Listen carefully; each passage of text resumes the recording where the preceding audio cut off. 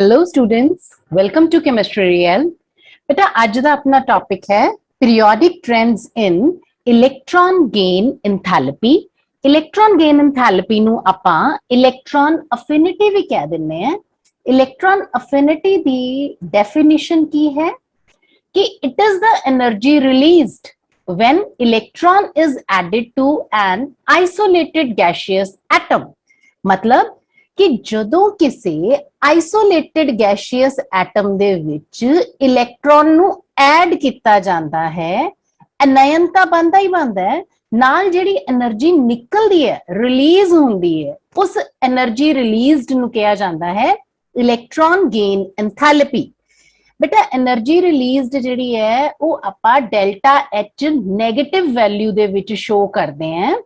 ये तुसी फिलहाल दे लई याद रख लो, क्योंकि जो थर्मोडायनामिक्स दे विच आपां स्टडी करांगे तां आपां पता लगेगा कि एनर्जी रिलीज्ड नू नेगेटिव और एनर्जी एब्जॉर्ब्ड नू पॉजिटिव साइन क्यों दिता जाता है। पर इत्थे एनर्जी रिलीज्ड है, सो इस करके आपां याद रखना है कि एनर्जी रिलीज्ड नू नेगेटिव साइन दिता जाता है। तो आपां कहना है कि electron gain enthalpy is having negative value. हुण इलेक्ट्रॉन गेन एंथैल्पी जिन्हों आपां इलेक्ट्रॉन अफिनिटी भी कहने हैं, इनके नाम तो ही आपां नूं सुजैस्ट हुंदा है कि किसी एटम दी ओ अबिलिटी, ओ काबिलियत कि जिस नाल एक एक्स्ट्रा इलेक्ट्रॉन नूं होल्ड करके रख सके। सो किसी एटम दी इलेक्ट्रॉन नू होल्ड करन दी, एडिशनल इलेक्ट्रॉन नू होल्ड करन दी जिहड़ी कैपेसिटी है उन्होंने कहा जाता है इलेक्ट्रॉन गेन एंथैल्पी। हुण अपने कोल एग्जांपल आंदी है, इहदे च जिहड़ी मोस्ट पॉपुलर एग्जांपल है दैट इज हैलोजन्स। हैलोजन्स दी बेटा जिहड़ी जनरल कॉन्फिगरेशन है दैट इज NS2NP5। हुण इन्हां दी बहुत ही हाई इलेक्ट्रॉन गेन एंथैल्पी हुंदी है, पर जे नोबल गैसेस की गल करिए तो उन्हां दी इलेक्ट्रॉन गेन एंथैल्पी बहुत लो हुंदी है। नोबल गैसेस की जनरल कॉन्फिगरेशन है NS2NP6। कहने का मतलब है कि इनदे विच आउटर मोस्ट शैल दे विच 7 इलेक्ट्रॉन है ते इन्हां नूं एक एक्स्ट्रा चाहिए है। जे एक एक्स्ट्रा आ गया इलेक्ट्रॉन 8 हो जाएंगे, ऑक्टेट कंप्लीट, ते एटम जिहड़ा स्टेबलाइज हो जाएगा। नोबल गैसेस दे विच की हुंदा है कि ऑलरेडी उन्हां दा ऑक्टेट जिहड़ा कंप्लीट है। हुण आपां इहदे च वैल्यू याद रखनी है बेटा कि जदों आपां एग्जांपल हैलोजन दे विचों फ्लोरीन दी लै रहे हैं, fluorine atom when gains 1 electron fluoride बन गया, नाल जिहड़ी इलेक्ट्रॉन गेन एंथैल्पी रिलीज हुई है उनकी वैल्यू नेगेटिव दे विच है -327.9 किलोजाउल पर मोल। पर जे आपां जीनॉन जिहड़ी कि एक नोबल गैस है उनकी गल करते हैं, जदों वो इलेक्ट्रॉन गेन करने की कोशिश करे तो it shows 0 electron gain enthalpy. This is very very important point examination point of view दे नालों भी।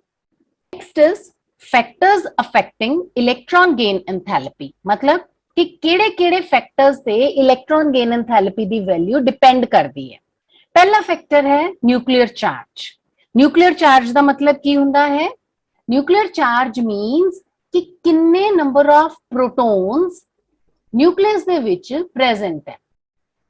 सो जिन्ने ज्यादा प्रोटॉन्स न्यूक्लियस च प्रेजेंट होंगे उन्ना ही ज्यादा न्यूक्लियर चार्ज होएगा ते उन्नी ही एटम दी एबिलिटी होएगी जिहड़ा एडिशनल इलेक्ट्रॉन है उन्होंने पकड़ के रखन दी, होल्ड करन दी। सो जिन्ना ज्यादा न्यूक्लियर चार्ज उन्नी ज्यादा ability to hold the electron ते उन्नी ही इलेक्ट्रॉन गेन एंथैल्पी दी वैल्यू ज्यादा होएगी, that means more negative. So nuclear charge ज्यादा ते इलेक्ट्रॉन गेन एंथैल्पी भी ज्यादा होएगी। सेकंड फैक्टर आंदा है size of atom. Size of atom मतलब कि जे साइज एटम दा बड़ा है तो उनका मतलब ये होया कि न्यूक्लियस और वैलेंस शेल दे विचकार डिस्टेंस ज्यादा है। एज यू कैन सी कि आ एक न्यूक्लियस है, एक आ एटम है और दूसरे पासे आ वाला एटम है। इन दोनों दे विच साइज इस एटम दा बिग है, न्यूक्लियस तो बाहर वाले शैल दी दूरी इहदे च ज्यादा है। जिन्ना ज्यादा डिस्टेंस होएगा न्यूक्लियस दा बाहर तक प्रभाव उन्ना ही घट होएगा। जिहड़ा एडिशनल इलेक्ट्रॉन ने आना है वो न्यूक्लियस जिहड़ा है उन्होंने अट्रैक्शन नहीं दे पाएगा sufficient. So electron gain enthalpy value will be less negative. मतलब इलेक्ट्रॉन अफिनिटी जिहड़ी है वो घट होएगी। सो साइज बड़ा तो इलेक्ट्रॉन अफिनिटी घट होएगी। थर्ड फैक्टर जिहड़ा जिन्हां ते अपनी इलेक्ट्रॉन गेन एंथैल्पी डिपेंड करती है दैट इज इलेक्ट्रॉनिक कॉन्फिगरेशन। जिन्नी ज्यादा स्टेबल इलेक्ट्रॉनिक कॉन्फिगरेशन होएगी, जिवें आपां नूं पता ही है भी फुली फिल्ड ते हाफ फिल्ड जिहड़ियां कॉन्फिगरेशंस आ बहुत स्टेबल हुंदियां। जिन्नी स्टेबल इलेक्ट्रॉनिक कॉन्फिगरेशन होएगी उन्नी ही टेंडेंसी घट होएगी एटम दी कि एक्स्ट्रा इलेक्ट्रॉन नूं गेन करे। सो उन्नी less negative electron gain enthalpy दी वैल्यू होएगी। बेटा हुण कुछ एग्जामिनेशन पॉइंट ऑफ व्यू दे नाल इंपॉर्टेंट क्वेश्चंस आपां करदे हैं जो इलेक्ट्रॉन गेन एंथैल्पी कंसेप्ट दे विचों पूछे जा सकते हैं। पहला सवाल, electron gain enthalpy noble gases दे केस च पॉजिटिव हुंदी है। कहने का मतलब यह है कि बहुत ही लेस हुंदी है इलेक्ट्रॉन अफिनिटी नोबल गैसेस दे केस च। रीजन की होएगा? Can you think of the answer? बेटा नोबल गैसेस दी electronic configuration ns2np5 general electronic configuration ये हुंदी है। मतलब बाहर वाले शेल च 8 इलेक्ट्रॉन मौजूद है।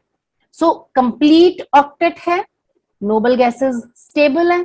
जो ऑक्टेट कंप्लीट है तो नोबल गैसेस नू कोई जरूरत नहीं है, no tendency, they have absolutely no tendency to gain the extra electron. So noble gases do not show electron gain enthalpy in negative values, बल्कि उत्थे इलेक्ट्रॉन गेन एंथैल्पी दी वैल्यू पॉजिटिव होएगी। कहने का मतलब है कि जे नोबल गैस ने इलेक्ट्रॉन एब्जॉर्ब करना है ना तो उत्थे आपां नूं एनर्जी सप्लाई करनी पेगी। ठीक है, so electron gain enthalpy positive दा ये मतलब है कि energy will be absorbed and not it will be released. Release नहीं होएगी नोबल गैसेस दे केसेस च। ओके, नेक्स्ट क्वेश्चन है कि electron gain enthalpy of beryllium, magnesium, nitrogen, phosphorus इन्हां केसेस दे विच इलेक्ट्रॉन गेन एंथैल्पी 0 क्यों हुंदी है?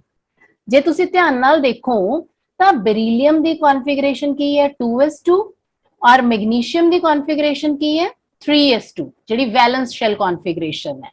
कहने का मतलब यह है कि बाहर वाले शेल दे विच केवल s ऑर्बिटल है जिंदे विच 2-2 इलेक्ट्रॉन है और नाइट्रोजन के केस च की हुंदी है 2s2 2p3।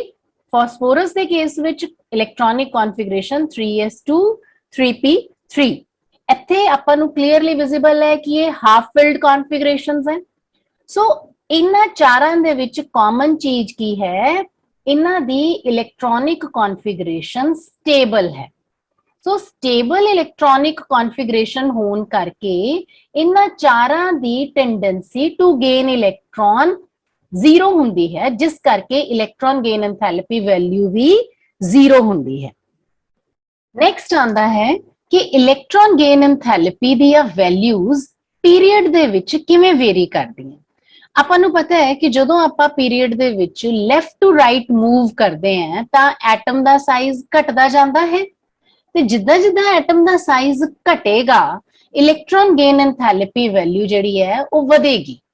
ठीक है, बट ਆਪਾਂ ਇਹਨੂੰ ਨਾ ਇੱਕ ਟੇਬਲ ਦੇ ਫਾਰਮ ਦੇ ਵਿੱਚ ਇਹਨਾਂ ਦੀਆਂ ਪਹਿਲਾਂ ਵੈਲਿਊਜ਼ ਐਨਾਲਾਈਜ਼ ਕਰਦੇ ਹਾਂ ਤੇ ਫਿਰ ਆਪਾਂ ਨੋਟ ਕਰਾਂਗੇ ਕਿ ਉੱਥੇ ਕੁਝ ਇਰੈਗੂਲੈਰਿਟੀਜ਼ ਹੈ ਤੇ ਉਹਨਾਂ ਦੇ ਆਪਾਂ ਰੀਜ਼ਨਸ ਵੀ ਡਿਸਕਸ ਕਰਦੇ ਹਾਂ।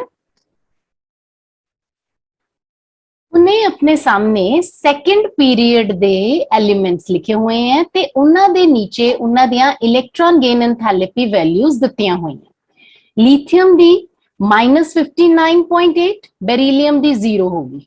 हुण आपां पहले देखिए कि 0 किंदी है बेरिलियम और नाइट्रोजन दी। आपां बेरिलियम और नाइट्रोजन दी वैल्यूज जिहड़ियां हैं वो 0 इलेक्ट्रॉन गेन एंथैल्पी वैल्यू 0 क्यों हुंदी है? बिकॉज इन्हां दियां इलेक्ट्रॉनिक कॉन्फिगरेशंस स्टेबल हुंदी हैं, जिस करके इन्हां एटम्स दी कोई टेंडेंसी नहीं हुंदी इलेक्ट्रॉन नू गेन करन दी।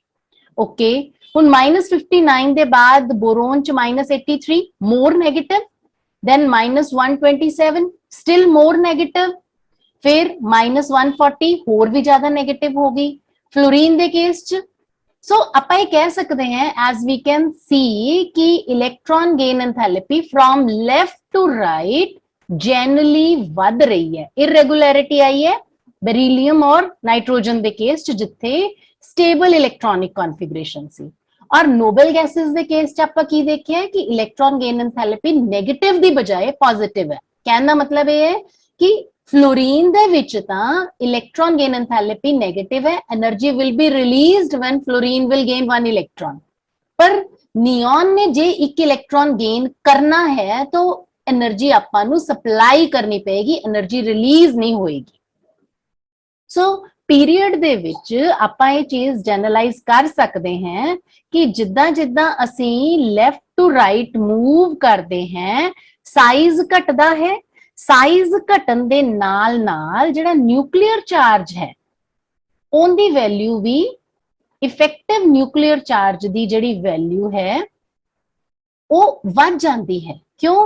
क्योंकि न्यूक्लियर चार्ज दे विचों जदों आपां स्क्रीनिंग माइनस करते हैं तां अपने कोले आंदा है इफेक्टिव न्यूक्लियर चार्ज, ते एक पीरियड दे विच स्क्रीनिंग जिहड़ी है वो घट हुंदी है।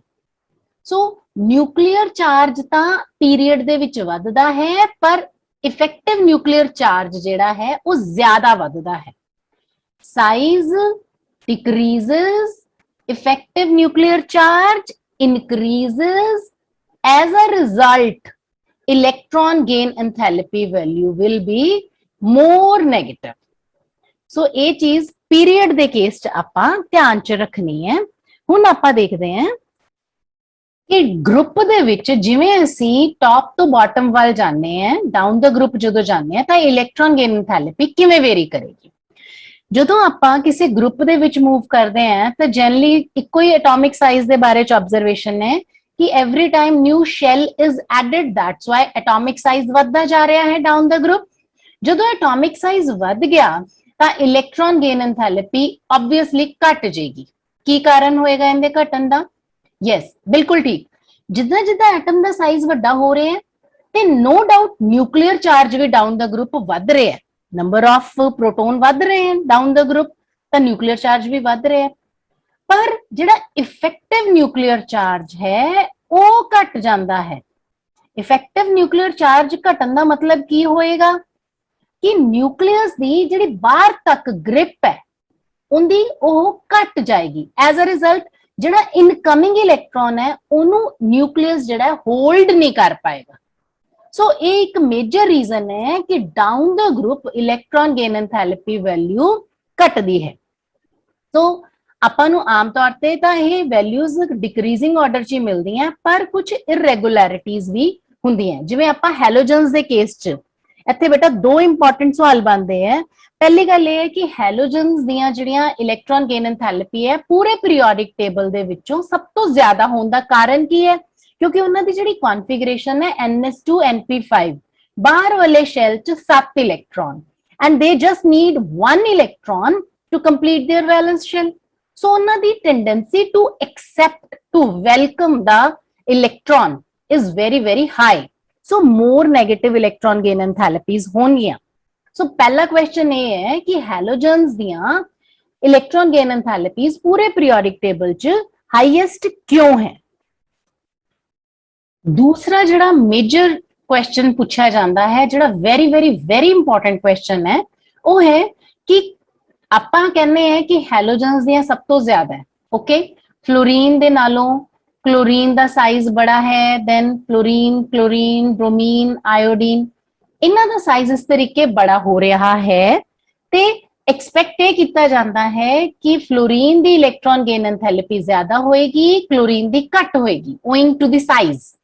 पर अपने को असलियत दे विच जिहड़ी वैल्यू है फ्लोरीन दे लिए इलेक्ट्रॉन गेन एंथैल्पी वैल्यू है -3 to 7.9, क्लोरीन दे लिए ये वैल्यू वध के आ जाती है -348.3 किलो जाउल्स पर मोल। हुण क्लोरीन दी वैल्यू वध क्यों है? इलेक्ट्रॉन गेन एंथैल्पी दे केस च बेटा आपां मेन चीज ये याद रखनी है कि एटम जिहड़ा है वो इनकमिंग इलेक्ट्रॉन नूं किन्ना क वेलकम करदा है, उनदे ते डिपेंड करेगा कि किन्नी एनर्जी जिहड़ी है वो रिलीज होएगी। ठीक है। सो इलेक्ट्रॉन गेन एंथैल्पी दे विच जिहड़ा वेलकम पॉइंट है ना, ये बहुत मैटर करता है। फ्लोरीन दे केस च की हुंदा है, साइज छोटा है, क्लोरीन दे केस च साइज बड़ा है। हुण फ्लोरीन दे केस च सपोज आपां गल करदे हैं, this is the atom of fluorine, जिथे पहले शेल च 2 इलेक्ट्रॉन है और दूसरे शेल दे विच 7 इलेक्ट्रॉन है। क्लोरीन की जो आप गल करते हैं तो न्यूक्लियस है, पहले शेल च 2, दूसरे शेल दे विच 8 और तीसरे शेल दे विच 7 इलेक्ट्रॉन्स है। हुण कैन यू सी कि इत्थे टोटल 9 इलेक्ट्रॉन, या कह लो कि बाहर वाले शेल च तो 7 है, इंदे च भी ते इंदे च भी। इत्थे जेड़े कुल 9 इलेक्ट्रॉन है वो छोटी जी जगह ते कंसनट्रेटेड है, ते इत्थे जेड़े ये इलेक्ट्रॉन है 17 इलेक्ट्रॉन, ये थोड़ी वड्डी जगह च कंसनट्रेटेड है। सो इत्थे आपां वर्ड इस्तेमाल करना है कि फ्लोरीन दे केस च इलेक्ट्रॉन डेंसिटी मोर हाई होने करके जिहड़ा इनकमिंग इलेक्ट्रॉन है ਉਹਨੂੰ ਇੱਥੇ ਰਿਪਲਸ਼ਨਸ ਫੇਸ ਕਰਨੀਆਂ ਪੈਂਦੀਆਂ। ਕਿਹੜੀਆਂ ਰਿਪਲਸ਼ਨਸ? ਇੰਟਰ ਇਲੈਕਟ੍ਰੋਨਿਕ ਰਿਪਲਸ਼ਨਸ ਫੇਸ ਕਰਨੀਆਂ ਪੈਂਦੀਆਂ। ਇੰਟਰ ਇਲੈਕਟ੍ਰੋਨਿਕ ਰਿਪਲਸ਼ਨਸ ਫੇਸ ਕਰਨ ਕਰਕੇ ਫਲੋਰੀਨ ਦੇ ਕੇਸ 'ਚ ਇਨਕਮਿੰਗ ਇਲੈਕਟ੍ਰॉन ਨੂੰ ਵੈਲਕਮ ਨਹੀਂ ਮਿਲਦਾ, ਬਲਕਿ ਰਿਪਲਸ਼ਨਸ ਮਿਲਦੀਆਂ। ਕਾਦੇ ਕੰਪੈਰੀਜ਼ਨ 'ਚ? क्लोरीन दे कंपैरिजन च। क्लोरीन दे कंपैरिजन च आके फ्लोरीन दी घट आपां कहनी है इलेक्ट्रॉन गेन एंथैल्पी, अदरवाइज तो फ्लोरीन च आपां कहने हैं कि इलेक्ट्रॉन गेन एंथैल्पी दी वैल्यू नेगेटिव है। ये पॉइंट तुसी याद रखना है कि क्लोरीन दे केस च इलेक्ट्रॉन डेंसिटी कंपैरेटिवली घट है। बेटा इत्थे वर्ड कंपैरेटिवली बहुत ज्यादा इंपॉर्टेंट हो जाता है। कंपैरेटिवली दा मतलब है in comparison to fluorine. Fluorine दे कंपैरिजन च इलेक्ट्रॉन डेंसिटी क्लोरीन दे केस विच लैस होने करके इत्थे इंटर इलेक्ट्रॉनिक रिपल्शनस जिहड़ियां ओह घट होणगियां। नवे इलेक्ट्रॉन नू आने वाले इनकमिंग इलेक्ट्रॉन नू वेलकम मिलेगा। As a result in the electron gain enthalpy value fluorine दे मुकाबले ज्यादा होएगी। सो आई होप बेटा कि हुण तुहानू electron gain enthalpy concept properly समझ आ गया होएगा और नोट्स तुसी डिस्क्रिप्शन बॉक्स चो ले सकदे हो। Thank you.